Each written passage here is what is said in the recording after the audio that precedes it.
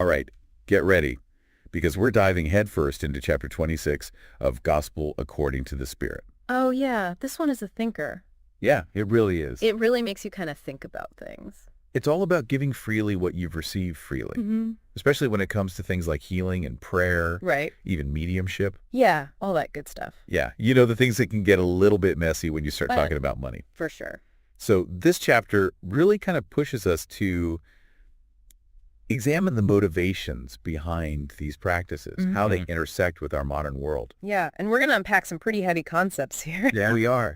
Get ready. So let's just jump right into it with the idea of healing. Okay. Right from the get-go, Jesus tells his disciples, give freely what you have received freely. Right. It's such a simple statement. But what does it actually mean when we apply it to something as profound as healing? Well, it's about recognizing that the ability to heal is a divine gift, Okay. not a service to be bought or sold. Like you said, like a car or a haircut. Yeah. It challenges the very foundation of how we view healthcare and access to healing in our society. Really does. Think about it.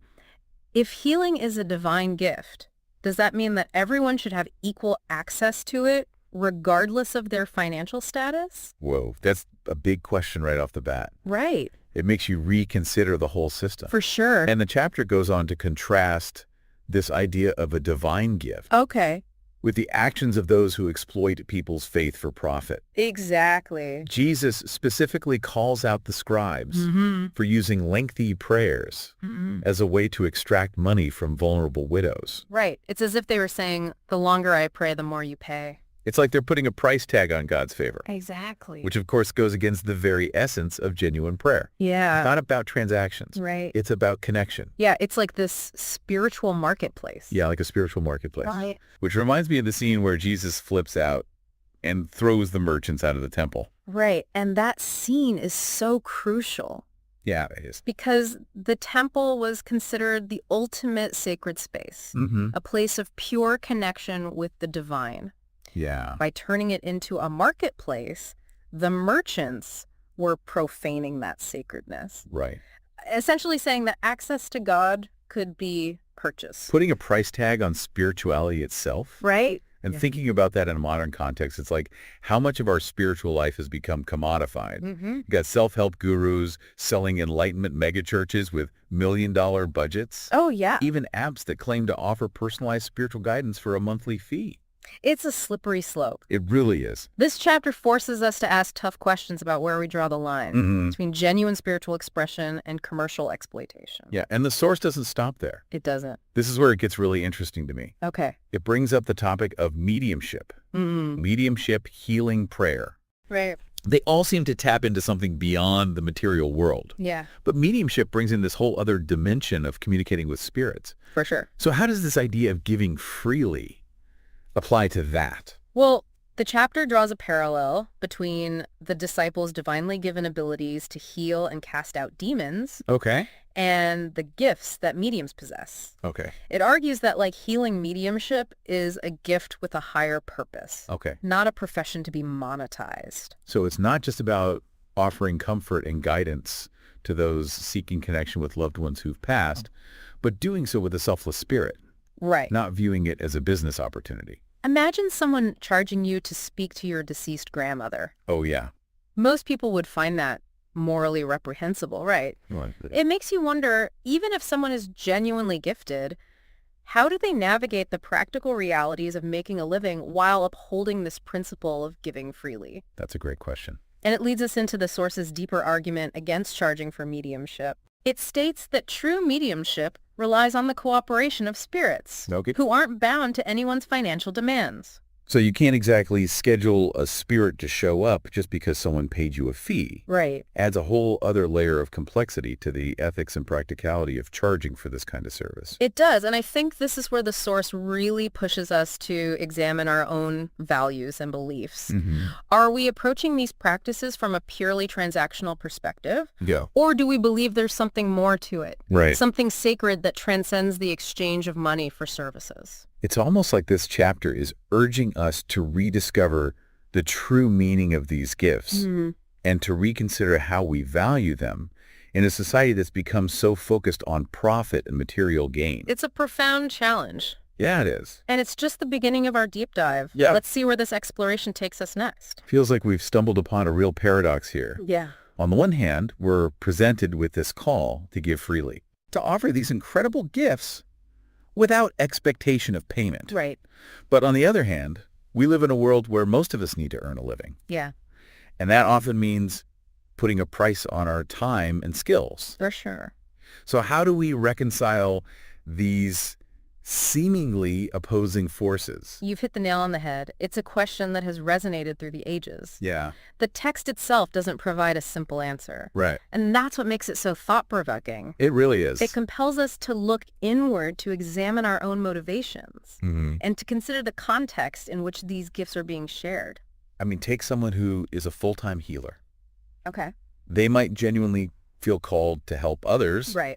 but they also need to support themselves. Mhm. Does that mean they can't charge for their services at all? It's not necessarily about an all-or-nothing approach. Okay. Perhaps it's about finding a balance, Mm. a way to honor the spirit of giving freely Okay. while acknowledging the practical realities of life. Yeah, for sure. Maybe it's offering sliding scale fees, providing some services for free, Mm-hmm. or incorporating a charitable aspect into their practice. And I think intention plays a huge role here. Oh, absolutely. If someone's primary motivation is profit, Right. that feels very different from someone who is genuinely seeking to help others, Totally. but also needs to make a living. Yeah, it's about constantly checking in with ourselves and asking, Yeah. why am I doing this? What is driving my actions? It's almost like there's this inherent societal tension Yeah. between what we consider valuable and what we're willing to pay for. Oh, yeah. Think about professions like teaching or caregiving. Right. They're essential to our well-being as a society, Mm-hmm. but they're often underpaid and undervalued. That's a very insightful observation. Yeah. It really speaks to the way we've structured our societal values around monetary compensation. It really does. Perhaps if we shifted our perspective and viewed these gifts as inherently valuable contributions to the well-being of humanity, regardless of their monetary worth, it might change how we approach the whole idea of compensation. This deep dive is really pushing me to look beyond the surface Yeah. and to grapple with some uncomfortable truths about how we operate in the world. That's the power of engaging with these timeless ideas. It is. It challenges us to question our assumptions and to consider alternative ways of being. You know, for me, the biggest takeaway so far Yeah. is that healing prayer mediumship. Hmm. They're not just services to be bought and sold. Right. They're expressions of something deeper, Mhm. something connected to our shared humanity Totally. and our yearning for connection with the divine. That's a beautiful way to put it. Yeah. And it seems like this chapter is urging us to reclaim that sense of sacredness, to approach these areas of life with reverence and generosity. It's almost like a call to action, Yeah, an invitation to embody these principles in our daily lives and interactions, absolutely. even in small ways. Yeah, little things add up. As we wrap up this deep dive, I keep coming back to this question. Mm-hmm. Is it truly possible to live in a world where these principles are fully embraced? Right. A world where service to others trumps personal gain? That's a question that has been pondered by philosophers and spiritual seekers for centuries. Yeah. Can we create a society that values these gifts in a way that transcends monetary worth? It feels like a monumental task, maybe even impossible. Perhaps it's not about finding a definitive answer, Okay. but about continually striving towards a better way of being, a Yeah. way of interacting with each other and with these gifts that honors their inherent value. So maybe instead of getting bogged down by the enormity of the question, right. we can each focus on what we can do individually. Exactly. What if we each, in our own small way, looked for opportunities to give freely, to share our talents and resources without expecting anything in return? Imagine the ripple effect that could create. It's a powerful thought to leave our listeners with. It is. What would it look like for you to give freely? How can you embody these principles in your own life? That's something for all of us to reflect on. Yeah. We've explored a lot of challenging ideas in this deep dive. We have. But ultimately, it's about taking those ideas out into the world Yeah. and putting them into practice. And that's where the real transformation begins. Yeah, it's definitely a challenge to shift our mindset from what we can get to Yeah. what we can give, Yeah. especially in a world that often feels so transactional. I know. But maybe that shift in perspective Yeah. is exactly what we need to start Yeah. breaking free from those limitations. It's about recognizing the abundance Okay. that exists when we operate from a place of generosity. Mm. When we give freely, Yeah. we not only contribute to the well-being of others, Mhm. but we also open ourselves up to receive in ways we might never have imagined. It's like that saying, the more you give, the more you get. Right. But it's not about giving with the expectation of receiving something in return. It's about recognizing that generosity has a ripple effect, creating a cycle of abundance that benefits everyone involved. Precisely. It's about shifting from a scarcity mindset to an abundance mindset. Okay. When we believe there's enough for everyone, we're more likely to share freely Right. and to support each other's growth and well-being. This deep dive has been such a powerful reminder Yeah. that these gifts, healing, prayer, mediumship, Mm-hmm. they're not just about individual abilities or services. Right. They're expressions of something much greater than ourselves, Totally. something that connects us all. They tap into our shared humanity, our yearning for connection, for healing, for meaning. And when we approach them with a spirit of generosity, Yeah. we honor that interconnectedness Okay. and contribute to a more compassionate and vibrant world. It's like we're being invited to step into a new way of being, It is. a way of living that prioritizes service, Right. compassion, Mm-hmm.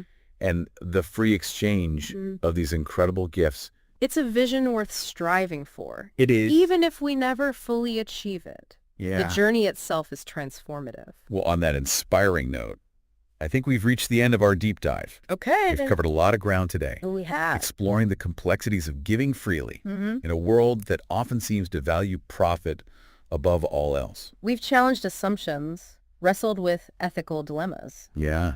and hopefully sparked some new insights and perspectives for our listeners. I know it's given me a lot to think about. Good. And I hope it's inspired our listeners to consider how they can embody these principles in their own lives. Remember, the conversation doesn't end here. Right. We encourage you to continue exploring these ideas, to challenge your own beliefs, Yeah. and to find ways to give freely in whatever ways feel authentic to you. Whether it's sharing your talents, offering a helping hand, or simply approaching your interactions with a more generous spirit. Yeah. Every act of giving makes a difference.